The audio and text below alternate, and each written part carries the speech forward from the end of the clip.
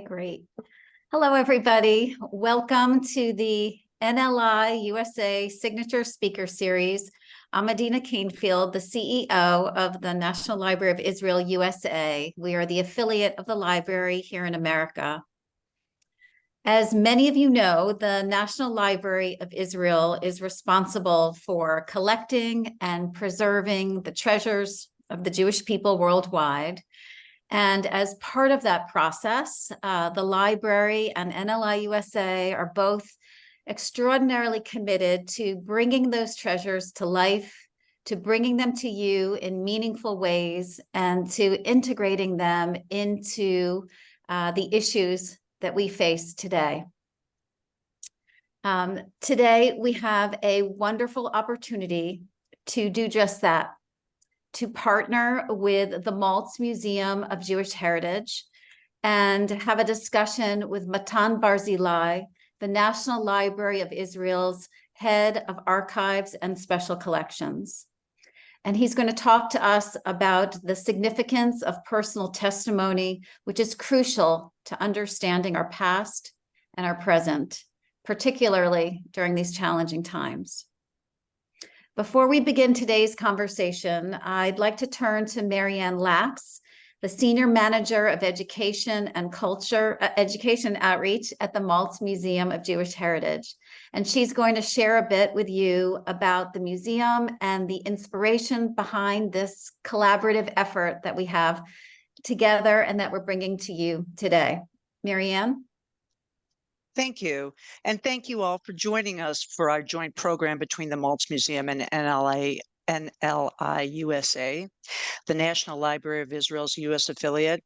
This program is part of NLI USA Signature Speaker Series, as Adina pointed out, and it's called Stories That Endure, Understanding the Past Through Personal Diaries with Matan Barzilai and Adina Kanefield. Our current exhibit at the Maltz Museum is called The Girl in the Diary, Searching for Rivka from the Woods Ghetto, which helps us to look to history to understand our present and consider our role in creating a better future. The story of The Girl in the Diary has never felt more urgent. This powerful and moving exhibit originated at the Galicia Museum in Poland. When the NLI and I began exploring possible programs, the Girl in the Diary exhibit was inspiration for partnering to bring this virtual program to the museum to discuss and reflect on how personal diaries reveal nuances in our historical record. As an example, one entry in Rivka's diary was assigned by her teacher, imagining what life would be like in Eretz Israel. Today's program highlights the project headed by Matan, collecting diaries around this very theme. Matan Barzilai is head of archives and special collections at the National Library of Israel. And after studying Talmud and linguistics at Hebrew University, Matan received his license in archival work from Beit Burl College. He has worked in the field of archives for 17 years, including 12 years at NLI, where his focus is on modern history of the Middle East and Jewish archives. Adina Kanefield, whom you met, will be in conversation with Matan. As CEO of NLI USA, Adina is responsible for expanding the library's partnerships, programs, and community outreach. Thank you so much, Marianne. It's been so much fun planning this with you, and we appreciate your partnership and hope that it's the first of many with you and with many other cultural institutions around the country. So I want to just tell our audience before I turn to Matan that you're invited to pose questions for Matan in the chat function, and we'll address those at the end of the program. So Matan, before we get into conversation with one another, I wanted you to give a brief overview of the idea of Operation Diary, what it is, and then we'll go into some questions together to dig through and uncover more nuance. So why don't you give it an intro? Okay, thank you, Adina. Thank you, everyone. Thank you, Marianne, too. It's a pleasure for me and an honor also to be here with all of you. I'm also quite nervous, so please excuse me if I mix words and things like that. Operation Diary is an initiative of mine, which I was thinking about for several years. We were able to launch it last year. But before I talk about this project, I want just to start with the exact point that Marianne talked about, the diary of Rivka Lifshitz, that they have a beautiful exhibition there in Maltz Museum. And when I read the details and the small letters, I noticed that this diary was found in Auschwitz in 1945 by a Soviet doctor who happened to be there and to rescue the survivors of Auschwitz, 1945. But it took 50 or 60 years until her granddaughter understood the potential of this diary and made publicity of it and published it and handed it on to the Shoah Museum in San Francisco. And then it went on in several exhibitions around the States. And I think this demonstrates the exact phenomenon that we're also facing in our local diaries project, because the diaries were here for many decades, for many years. They're all in the houses of the veterans, of the pioneers, but it is only the last decade or two that people were becoming aware of the potential of the history of these diaries and began to handle them, to deliver them to the documentation institutions like the National Library.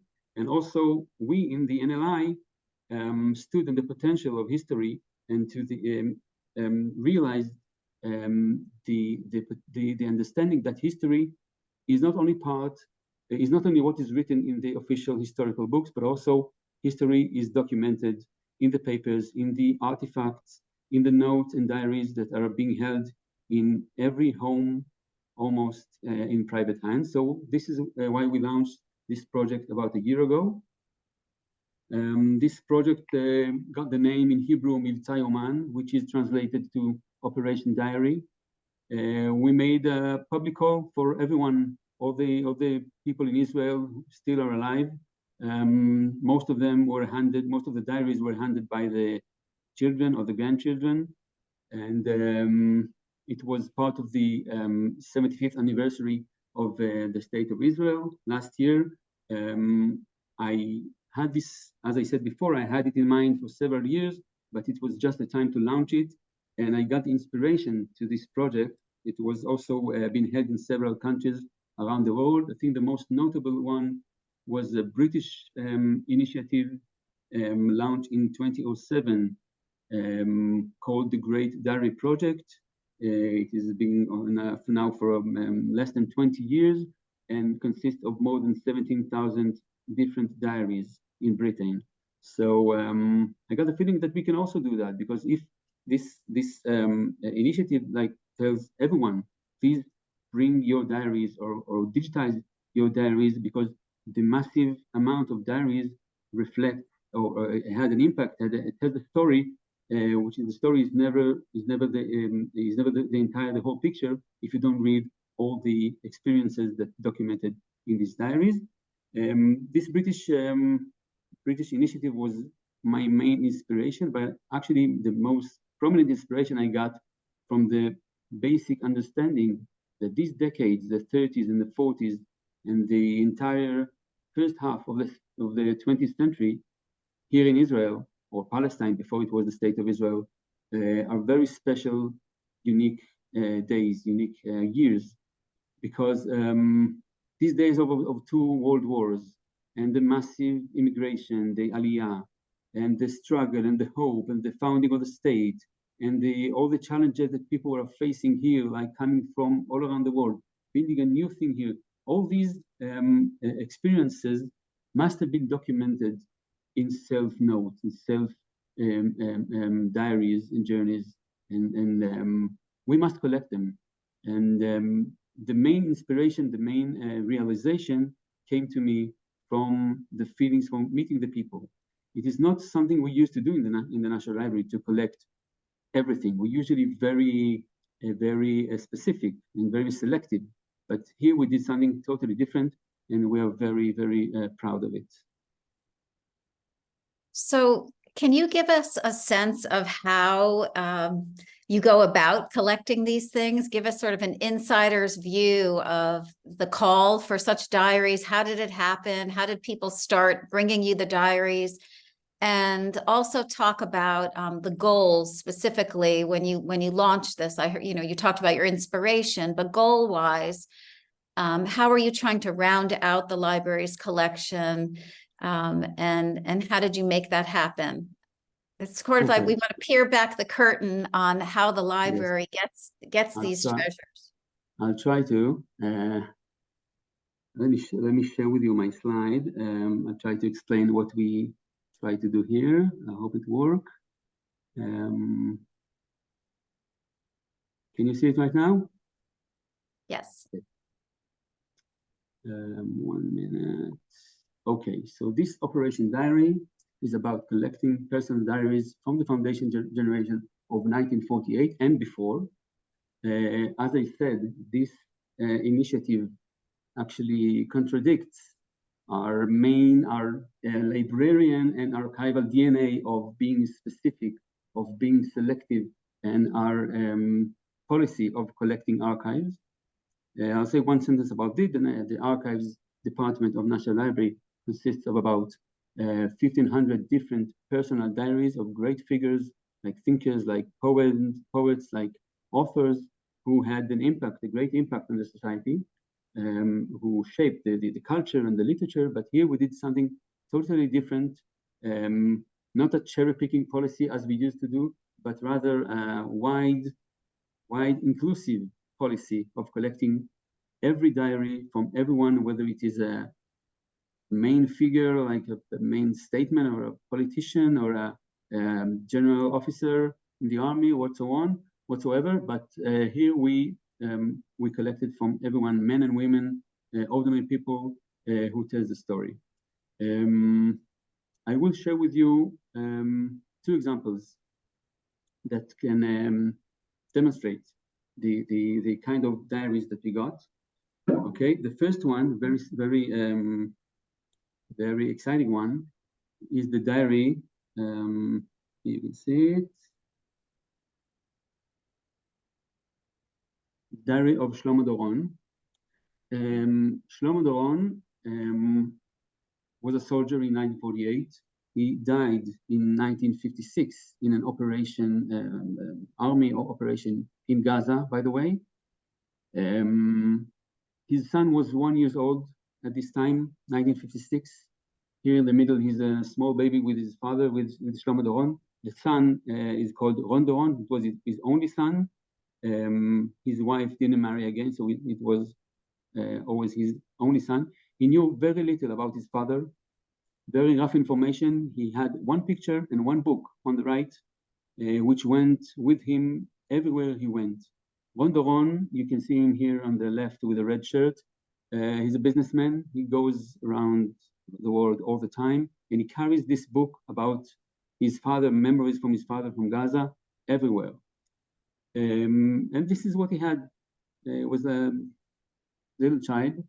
Last year, he was evacuated, was cleaning his house, his property, after his mother also died, and suddenly he found in the upper attic a full suitcase full of pictures and diaries and notes and letters, the last letters that his father wrote to his wife and to his mother, to his grandmother, okay?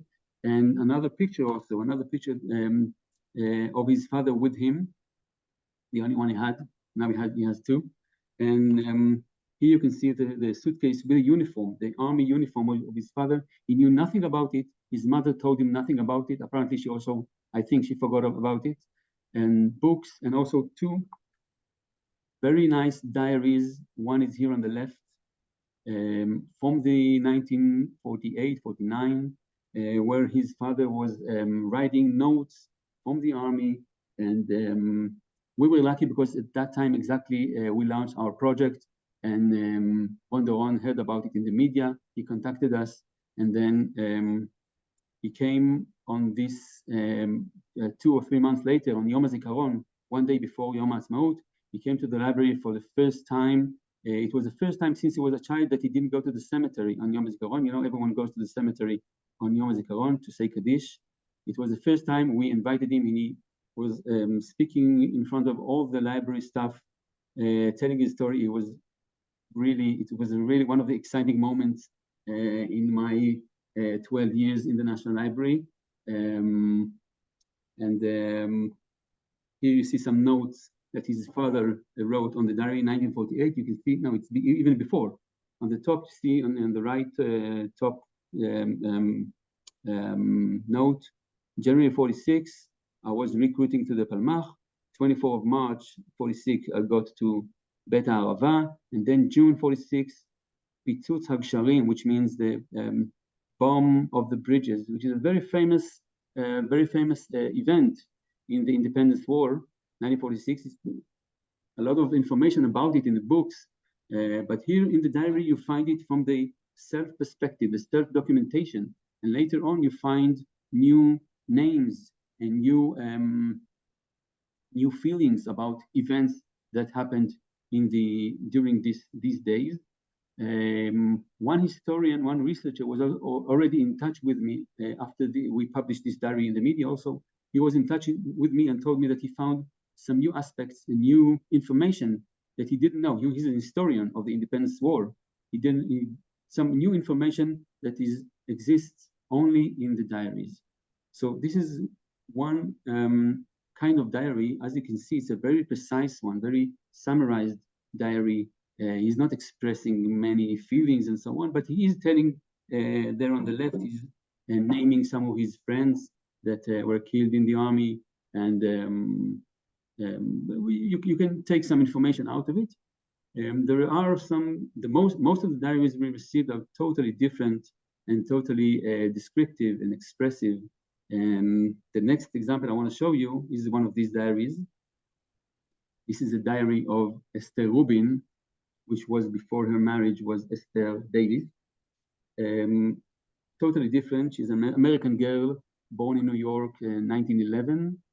And she grew up in New York in a Jewish, nice and warmly environment. And then went to high school and went to the youth movement, Young Judea. And when she was 17, I think, 1928, Young Judea has a competition of writing essays about the importance of Palestine or something like that. So our little Esther Davis wrote an essay called What Palestine Means to Me. Here you can see it on the left. What Palestine means to me, Esther Davis, June 28. It is a printed version. Obviously, she wrote it by handwriting. And this essay won the competition, first prize after several regional rounds. And she got the first prize, which was a 3-month trip to Palestine, 1928 or 29. And before embarking on the journey, she got a present from Mrs. Reich, I think her name is. Here in the middle, you see 2nd of November 29, best wishes, I think, for warmly or very pleasant trip for Mrs. Reich, something like that. So Mrs. Reich, apparently a friend of her or a neighbor of her, gave her a diary. And this diary accompanied Esther, little Esther, all the way through 3 months in the ship to Palestine, and then 2 months in Palestine. And she was documented. You see on the right, all the pages are like this: date, place, weather, from, and impressions. And what is most interesting, that on the 3rd day of the journey, our little Esther found on the ship someone called Reuven Rubin. Reuven Rubin was a very famous artist, a painter. There's a nice museum in Tel Aviv, Reuven Rubin Museum. And from this moment on, Esther and Reuven were stick together, didn't leave each other, and spent the rest of the journey and the rest of their lives together. Here you see a paint of the couple and a picture of them.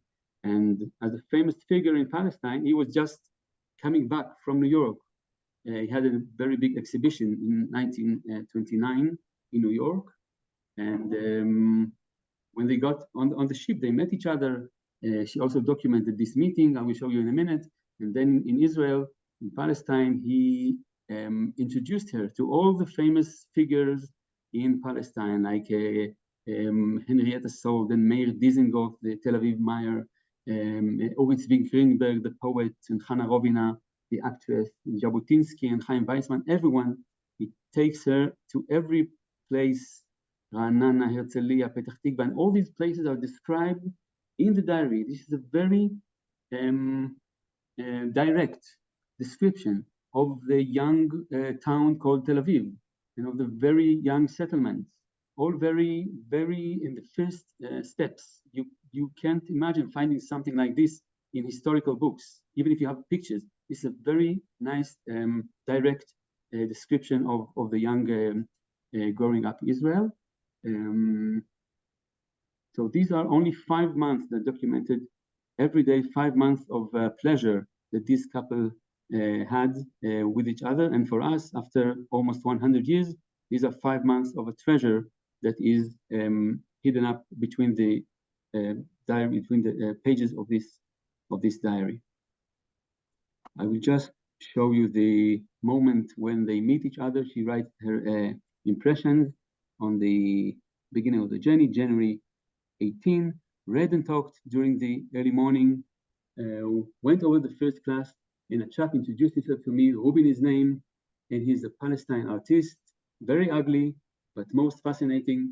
Thinks I've got the gorgeous eyes. He's very affectionated, 34 years old, but still a bachelor. The Shapiros don't like him, but I do. Spoke to him all afternoon, went to the uppermost deck after 11, of course, kissed me, took me back at 1 a.m. You can notice that on the diary, almost at the bottom, the word kissed me, but the transcription was made by her son, by their son, okay? And he put it in Italian letters, italic letters. And on the left, you see she like coded it. I don't know how to read it, but we got it transcribed. You see, here you can see it. This should be kissed me, I think. I don't know in what language. So this is also one more example of a nice diary. One more, please. Very short, I'll make it. We got a diary from Connecticut that was purchased in a flea market several years before we launched the project. An Israeli who lived there in I think, New Milford in Connecticut noticed the Hebrew letters in the flea market. She noticed this diary was belonged to a soldier, a female soldier, and she bought it. And then when we launched our project, she said, okay, I'll send it to the National Library of Israel. There was one problem, there was no name on the diary. I went over all the pages, and you see it's quite difficult. I managed to extract her parents' names, her parents' marriage date, her recruitment date to the army, her names of the friends, and the fact that she lived in Tel Aviv. A lot of information, but something was missing. I didn't have her name because nobody writes his own name in a diary, and that was a problem. So only after a big investigation and after crossing several databases, some Israeli journalists helped me with this. We managed to figure out that her name was Zohara Bardaroma. She died in 2016, and apparently her diary made its way to the States. So these are several examples of totally different diaries out of many. Okay. It's amazing, Matan. Just to clarify, so you made a call publicly. Was it in newspapers? Was it on Facebook? How did the collections actually happen? How did all these things appear at the library? How did the person in Connecticut get it to you? How did that happen? Yeah, we made a press release, but honestly, it took me a while to convince my colleagues here in the National Library that this project has a great potential. I did try before, several years before, but they didn't buy it. They didn't buy it. And I think it was the 75th anniversary of the state. And we looked for something special for the Independence Day. And I think everyone was at the end very happy. It was on the Israeli media. It was on the foreign media. I have an Italian colleague or a friend in next to not in Rome. But Florence, Milan. yeah, next to Florence. Yes, exactly. And she heard me on the radio talking about it, and then she also came here to Israel and gave us another diary that she has, and some beautiful stories. One of them, for example, I didn't thought that I would talk about it, but one of them is a special story of Jews who were how do you say Hidgayu, became Jews, Christians who became Jews from a small village in Italy. And one of them, the head of the group, actually was conducting a diary in the 20s. Beautiful story, unknown story that also found its way to the National Library.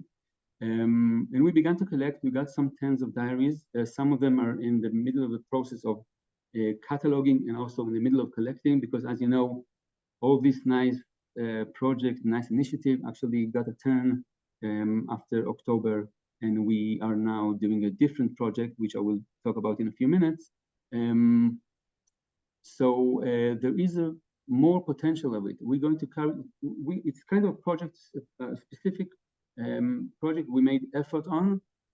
We launched it on March 2023, but we are going to carry it on without calling it like a project. We're going to continue collecting from the public, because I think everyone now realizes that there's a great potential and a great history information in these diaries.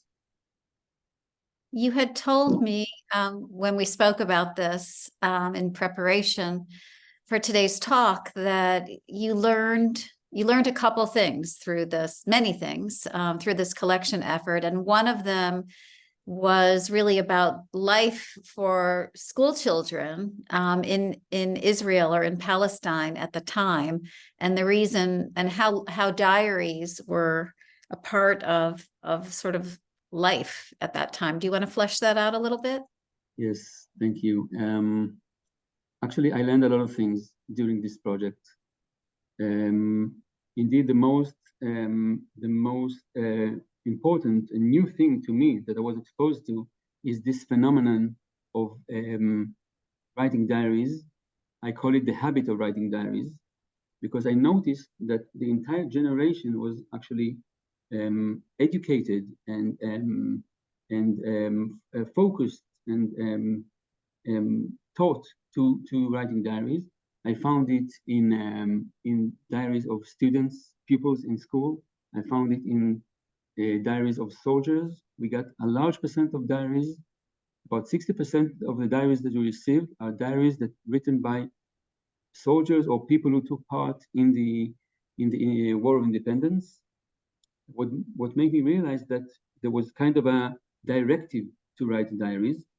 It was surprising for me because you know, writing diaries, I know it was common. Everyone here, I think, who lived before the age of the internet know that it was quite a common and regular habit of writing diaries. But the entire society that is shaped to express itself in diaries was very new to me. I will show it to you by two examples. Again, the student example and one of the soldier. The student, actually a young boy, there he is.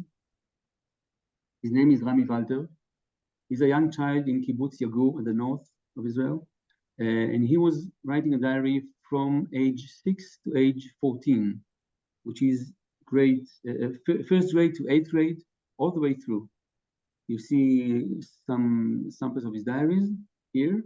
And he writes in Kibbutz Yagur. You know, there was some very prominent events that happened in Kibbutz Yagur in 1946. There was kind of all the athlete prison. The Palmach went into the athlete prison and rescued all the immigrants, and then these immigrants were mixing together with the Kibbutz Yagur members, and the British were not able to find them. So this is a very famous story, but we know about it. It's documented in films and in the books. But here you find the story from the young child perspective, young child point of view, which is very important. And he describes heroic and dramatic events along with some ordinary things that happen to kids. I will show you one or two examples. Here you see, he always writes the Hebrew date along with the general date. So Friday, 30th of Nisan, April 13, 1945. This morning, the radio announced that President Roosevelt had passed away due to a cerebral hemorrhage. Okay, it's on the right. You see, היום בבוקר הודיעו ברדיו שהנשיא רוזוולט מת משטף דם במוח. And right after, היום הרצו, today lectured, his friends in class lectured, Yair, a friend of him, talked about the settlements of Jews in Europe. Amnon talked about the power, the Arabic power that's going up, okay, and the relations to the Jews. David talked about great car and so on and so on. So you see, Roosevelt died, and then the show must go on because he's a child. Very innocent diary that describing everyday experiences. The next one, please see, notice that, 7th of May 1945. Today we were informed that the trip has been postponed until Monday after Shavuot. Today at 2 p.m., the Germans announced their surrender to the Allied forces. Tonight, we had a party with the children from Kibbutz Ma'oz Chaim, who are from 7th grade and are here until next Thursday. Tomorrow, there is no school because of the victory. You see, the day that Germans surrender, okay, at the end of the Second World War, and a party with the kids of Kibbutz Chaim. It is all mixed up. And there's one last quote from this diary I want to dwell on, and this is very special quote. I will explain why. This is on December 1942. Today, the skies are gloomy and cloudy. A chilly wind is blowing, but there is almost no rain. It is very cold. Yesterday, they took the diaries for examination. Ada said to me, very good. Today, the teacher returned the exams on the history of music and musical theory. I got 100 in both. So besides his being a very good student, very educated one, got 100. We can see here that Ada, which is apparently his teacher, takes the diaries for examination. And this phrase or this description, this phenomenon appears several times in the diaries, that the teacher takes the diaries for examination. What makes me realize that pupils in class were educated or were actually forced, you can say, or asked to write diaries. It was part of the education. And you see almost every single report in this nice diary begins with the word Hayom. You see here, Hayom, hotzenu tapukei adama me'agina. We took out the potatoes after the garden. Hayom, achalnu ba'arochat erev v'tapukei adama. Okay, we just ate them. Hayom, achrei gomreinu la'avod b'gina. After we finished walking in the garden, by the way, his Hebrew is such a high-level Hebrew. No mistakes at all. Beautiful Hebrew of a young child. Nobody speaks like that today. And you see, every day is Hayom this, Hayom that. Today we did this, today we did that. And I figure out that if he says Hayom, it's kind of an education. He's expected to express himself, to write what he did today, even if he has nothing to write. Usually it's very interesting what he writes, but sometimes he has nothing to write. And these are very, this also makes me realize that it was part of the habit, of the manners of the society, of the education of the society. By the way, the word Hayom, the word Yoman, which is a diary, comes from Hayom, just like in English, the word diary comes from day, which is a very regular, everyday routine of documenting. Okay, so we're talking about kind of a material type, a section of writing diaries, which was very common in the recent few decades. Today, everyone writes blogs, not diaries. So, as I said, this phenomenon didn't stop at the end of school. It went on to the army, and soldiers who took part in the army were also asked to write their experiences. And I found it, as I said, a very large percentage of diaries that were written by soldiers, which is quite surprising for me, because soldiers are fighting and students are writing diaries, but we got the opposite. And I realized then that soldiers in the army were asked to write and to express themselves in diaries. Especially there was quite a famous officer, general in the army. His name was Abba Kovner. He was also a poet. He was a partisan, I think. Yes, he was a partisan. In Vilna ghetto, he was a Shoah survivor. And when he came to Israel, I think he was a very famous poet, maybe even a Knesset member, I'm not sure. And he was an educational officer, was in charge of the educational programs, kind of in young Tzahal, young IDF. And he asked his soldiers to write their experiences, their feelings in diaries. For example, this guy, Abram Weiss, a Hungarian guy who immigrated to Israel while age of 30 approximately, joined the army at the age of 30, just as he immigrated here, quite an old age, but he began to write diaries on all kind of notes and sheets that he founded in the army. Some of them consist of Arabic letters, as you can see. This is the second use of a diary. The diary is written in Hungarian. Here's another example. And later on, when he learned Hebrew, he translated it to Hebrew. So we have it all now here in the National Library in Hungarian and in Hebrew. And also his grandson, as I said before, the potential, the realization of the power of the diary was only many, many decades later. And we received this diary by his grandson, who actually published it in a book. So these are some special examples that also demonstrate this phenomenon that I call the habit of writing diaries. So this is a perfect segue now to today, 75 years later after the founding of the state, and at a time when you collected so many diaries of soldiers at that time and before that time. And here we are in another war.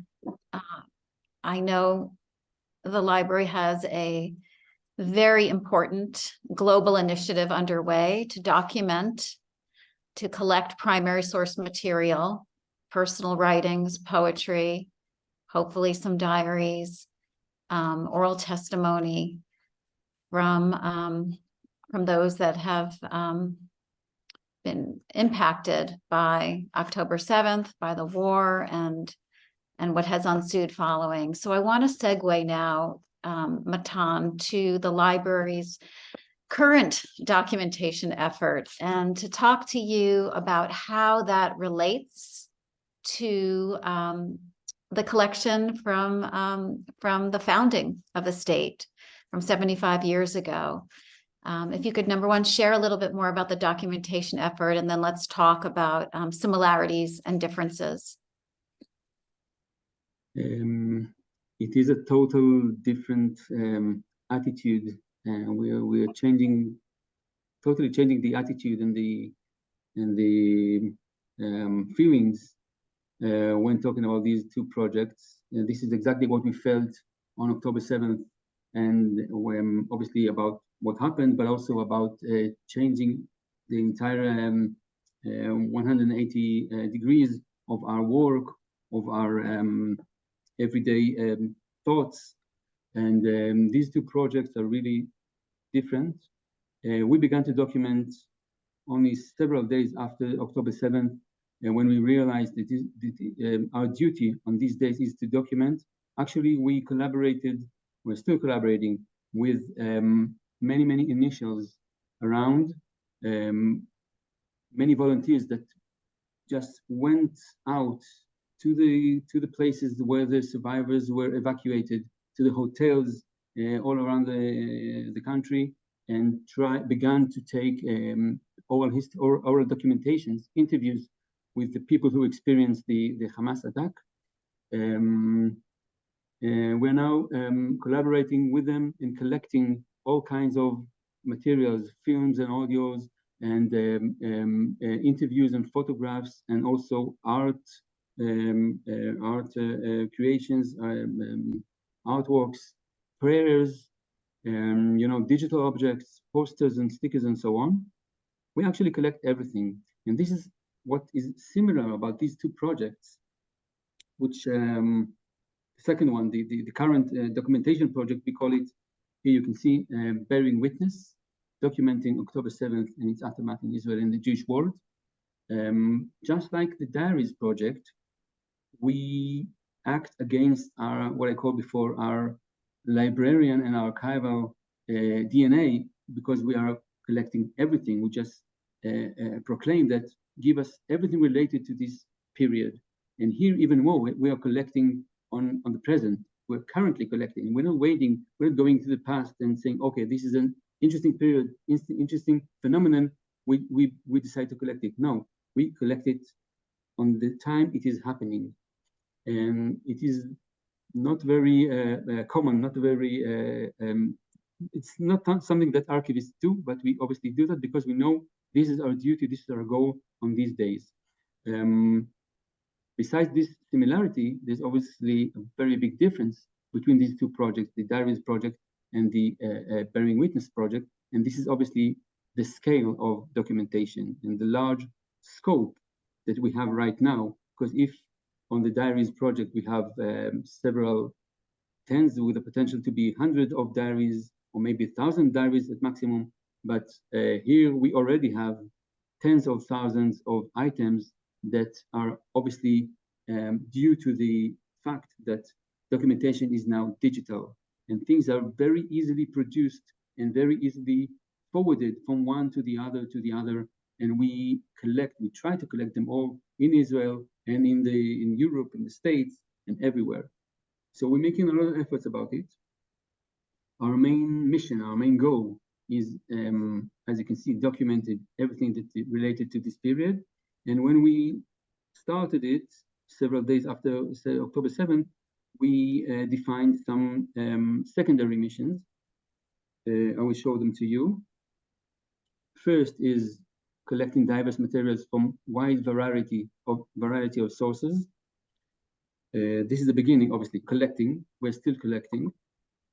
After that, we're talking about aggregating materials from about or more than 100 collections effort, and we're now in touch with more than 100 initiatives around, all around. Most of them are led by volunteering, people who are volunteering and doing documentation. Then later, we're talking about cataloging a massive amount of digital materials. Okay, after we collect them and we aggregate all the materials, we want to catalog them and then to preserve them. This is the main issue. What we offer to our partners in this documentation field is the long-term preservation, because, as I said, these people are very motivated and they have a great passion. They dedicate their lives, this period at least, to document what happened, but they don't have the option for long preservation. And we guide them and we give them the tools for long-term preservation, because they know that what they document and what they collect will be kept for many, many ages, for years, forever in the National Library. So after doing the preservation, the next stage, which is not now, but we are slowly getting into it, is opening access as much as we can, as much as legally and morally possible. This is always a very difficult issue to get the copyrights and the morality from all the people who participated in these creations, in these documentations, because you have the interviewer, the interviewee, the photographer and the filmer and so on, and the editor, so it's very difficult. And after that, we're talking about building digital platform that can connect all the core from different users. And at the end, after collecting and cataloging and preserving and building all this platform, we're talking about developing cultural and educational programming that's related to the archives and to the material. So this is a long-term project, very difficult. We're currently talking about 5 years project, and we are only in the beginning, few months right now. I will show you some numbers. I will share with you some numbers. Again, these are the very first numbers that accurate to the beginning of the project. We're now collaborating with 53 different initiatives we're actually in touch with more. We're in touch with more than 100 different initiatives, and even more, but more than 50 initiatives that we are now in touch about collecting their materials. 16 collaborating institutions that are already depositing their materials in the National Library. There are many, many more private initiatives, private people who are just sending us privately their documentation, their art, their drawings, their poems, and so on. But the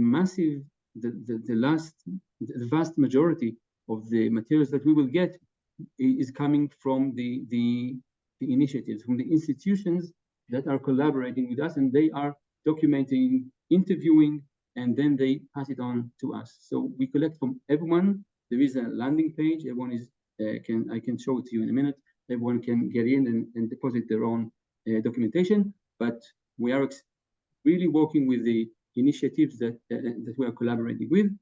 16 terabytes, 200 million items from the internet harvest. We're also doing internet harvest on social media and prominent websites that are also reflecting what is happening right now. And at the end, currently, very small amount of 6,500 items that are already cataloged in the National Library. This is it for now. We're only at the beginning, and we have a long way to do.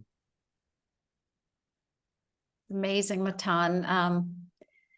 We have a bunch of questions that I think are really great ones, and I want to go into those at this point. The first is, can you tell us how many of the diaries, either in their original language in which they were written and or have been translated and are accessible digitally online?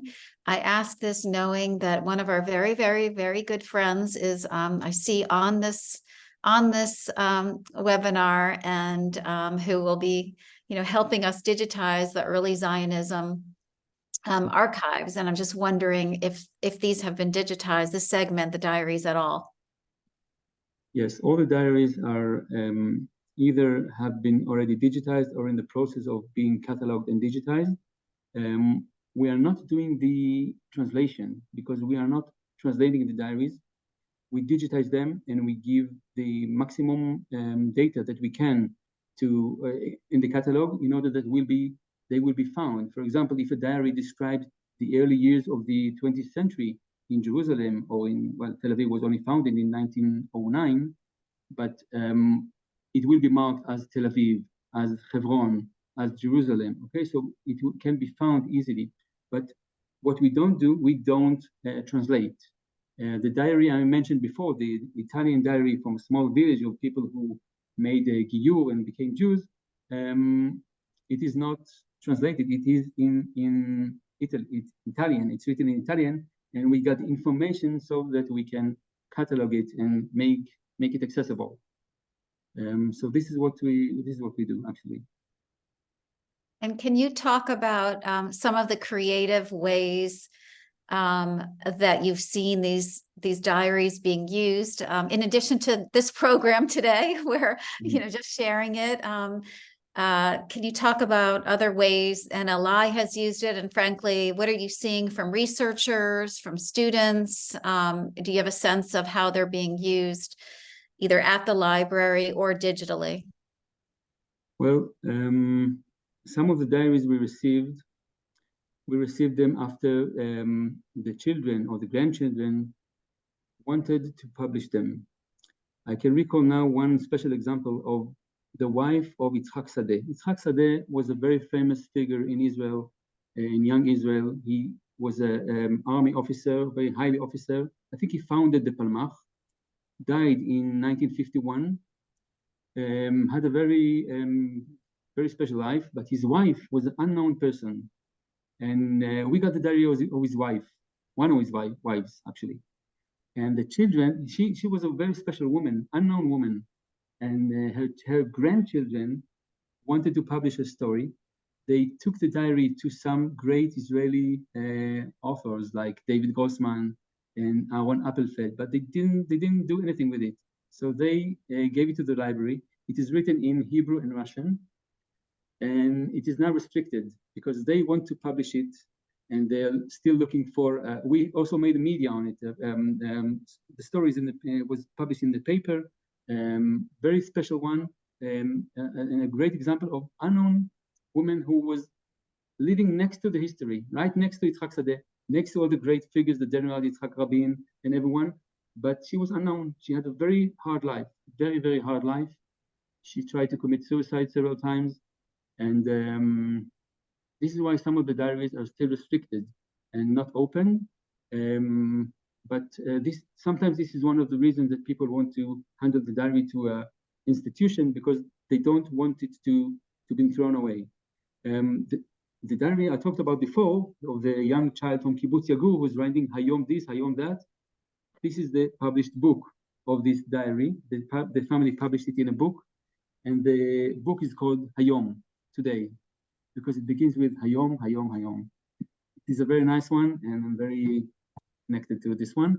There are many more stories, but I don't think we have time for all of them. Yeah, there was another question that was posed, focusing on the tension that you're talking about between making these diaries public and keeping what, many people feel diaries are written, privately for yourself, and that struggle, and that decision to publish. Obviously, and we obviously allow this way of restrictions, and we give this option to people to be the diaries will be restricted for several years. I can now remember one example of the famous author Dvorah Omer, who is a children author, and she begins her diary. It's part of her archive. Okay, it was not deposited in this diaries project. It's part of the archive. And in the beginning, the first words in the diary, she writes, "I want this diary. I'm writing this diary so that nobody can read my feelings and my thoughts. And I'm sure it will be, I don't remember the exact words, I'm sure it will be safe here." And then it is now digitized and everyone can read it. Obviously, we got her permission for that. Can you explain a little bit more? I know you described some of it, how the diaries are organized and cataloged. Is it by geographically? Is it by year? Is it by language? In case people do want to research these. No, it's not geographically. It is by names. Every name has an entry of the name, and under this entry, you have a lower level of the diary itself, and sometimes different documentation like letters, photographs, but not the entire archive. We're not taking the entire archive. We are focusing on diaries, and sometimes we take additional documentation. For example, we got the diary. I really didn't prepare it. I'm just thinking about it right now. The diary of the tailor, just a tailor, okay, of the army officers in 1948. He was an American guy who also survived the European guy, but he was then coming from America, and they found he was very good hands. And then he made the uniform of all the great officers like Ben Gurion and Yigael Yadin and Chaim Laskov and all the great generals in the army, the great officers. And in the diary, he writes, it's not really a diary, but he writes the measures of every one of them and added few words. Like on Ben Gurion, he says, short and chubby on David Ben Gurion. And this diary comes along with some letters, special letters that he got from Ben Gurion and from Yigael Yadin. I think 2 or 3 letters that are also additional documentation. Can you talk a little bit more about the digital harvesting that's going on right now and the challenges on that front in terms of collecting the documentation of the war and its aftermath now and the massacre? Yeah, well, internet harvesting is quite a big issue. We're talking about totally different measures, as you can imagine. I think we're currently harvesting about 1,200 or 1,300 different websites, different profiles of prominent figures in social media. I'm not sure currently if it's Facebook or Twitter or one of these, but 12 or 1,300 accounts of people who are all dedicated, as we know, mainly in Israel, dedicated to activities of support, of helping soldiers, helping the society that stays behind. And there's a lot of activity right now in social media in Israel. We are also harvesting websites in Europe and in the Jewish world, the entire Jewish world. Our Judaica curator, Chaim Neria, is in charge of that, and he is doing a very good job with the foreign communities, collecting also digital documentation, but also harvesting Jewish communities' web pages about the war. Fantastic. Before we conclude, I want to share one important factual bit of information that came about in the chat, Matan, that you should know about. And this is why I love these programs, because we are a community and there's so much knowledge out there. So remember that language, you said it was written in a foreign language, the kissed me. Yes. So a couple people posted in the chat function that that's not a foreign language. It's secretarial script. It's Yes, it is. And it says transcript. kissed me. Yeah, it's I knew that. Yeah. So it's I do find it sometimes in the archives, in the papers. It was familiar to me, but thank you for saying that. I was not precise on that. Yeah, Thank someone you. just corrected me now, steno. Yeah. Great, thank you. Yeah. It's a shorthand. So Matan, you do such incredible work. I personally know how busy you are. I see you running through the hallways when I go to Israel, the library, doing 1,000 things. Matan is a very, very important member of the leadership of the National Library of Israel, in charge of our most sacred special collections and archives. And we are very, very fortunate to have you and for you to have given us this time in the midst of such really holy work in documenting where we're at right now, post massacre and war and the aftermath, the continued aftermath of it all. So thank you for your very, very hard work. You're basically responsible, you and your team and your colleagues in Israel, for documenting the civilization of the Jewish people for all time, for today and for generations to come. And I'll just point out that so the significance isn't lost on anyone. This is a smart group, so I'm sure it isn't. But we're sitting here looking at diaries from 75 years ago and oohing and eyeing about the nuance that's there. So think about the work that's underway now, documenting the most significant, really, event in modern Jewish history since the Holocaust, and think about 2, 3, 4 generations from now, looking at the materials that Matan and his team preserved for all time. And that's the kind of work and mission that the National Library of Israel is responsible for. So thank you all for those of you who partake in these programs, and welcome to new people. And I hope you stay in touch and think about the library as your library, conveying the story of the Jewish people worldwide. So with that. And I just also want to say thank you very much. Excellent program. Thank you all. Thank you. We understand that this is our role in these times, totally different from what we imagined a year ago, but this is our duty and we are aware of that. And I hope that soon, very soon, hopefully, Bezrat Hashem, we will carry on documenting not only the present, but also the past, as we used to do a few months ago. So thank you very much. Thank you. Thank you.